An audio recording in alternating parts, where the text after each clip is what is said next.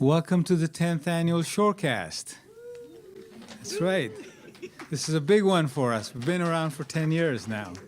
I haven't been around with it for 10 years, but Shorecast has been around. And thank you for coming. This is great. For those who may not know, I'm Rami Pandit, Executive Director for the Lloyd D. Levenson Institute of Gaming, Hospitality, and Tourism. I know it's a mouthful. At Stockton University. Welcome again. Today we have a couple of things going on. First, we have a speaker, a very well-known speaker, and he's been phenomenal for the area. And you all know him, Anthony Catanoso. Let me just talk about Atlantic City for a minute.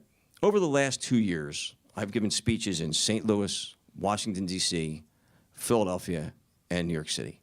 I've talked to travel writers, tour operators, travel agents about Atlantic City and what's happening. And in almost every city, the reaction was the same. We had no idea what's going on in Atlantic City right under our noses. Atlantic City's been the victim of some lazy reporting. Look, our numbers were so incredible for so long. Any detraction from that or any downturn in that, they were, the sky is falling. The place is going down the toilet. One guy, I sat with one investor, I'm trying to raise money for the pier. He said, "Are you kidding me?" He goes, "Look at that place. In 5 years, you're looking at Beirut." Now, that's the term he used. I said, "That's not the case. You have to look at the numbers." But they weren't looking at the numbers. So, here's my thing. I said, look, if 40 years ago, the original proponents of casino gaming came to us and said, listen, in 40 years, you're going to have the second largest gaming market in the country. $2.5 billion in gaming revenue, $2 billion in non-gaming revenue, 25 million visitors, over $1 billion in capital improvement, a university coming in, a first-class shopping center, a major housing project. How would that sound? We'd say, yeah. We'd say, hell yeah. Well, that's what we have today. The problem is we were actually almost double that for a while.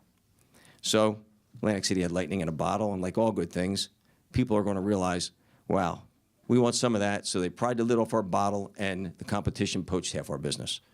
But in reality, our business is still strong. People are investing. Now, some of our decline has been self-inflicted. Let's face it. Let's put it on the table. We had some self-inflicted wounds here. We built a mega resort, and by its own admission, had misguided marketing and bad debt. But that's coming back. We had properties that were popular and profitable, but because of some corporate maneuvering, without regard for the market or the people of Atlantic City, property was closed. And let me tell you something. That represented 24% of Steel Pier's market when that building closed. So that was a real kick in our butt. And then we had another property for 6 years under hedge fund management, just was mismanaged, treated poorly, and eventually when the mortgage holder took it over and started to turn the property around, it was hit by a strike, which closed it. That was 26% of our business. So we're sitting there in our little patch of the boardwalk. We lost almost 50% of our business with 2 closings. We didn't get much out of Revel because it was new, but 46%. But you know what? We didn't stop. We said, we need to do something different. We need to do something iconic. So we decided, we have to make this last somehow. And we know the market's there. In 2017, we had our worst year in business. But we had the best 4th of July weekend in our history. So what's that tell us? The market's still there. It's battered and it's bruised, but if you give them a reason to come, we know the market was still there. And I'll tell you, we really could see through all of our demographics, our exit surveys, that people still wanted family entertainment, still wanted something different from casinos. So this brings us to the observation wheel.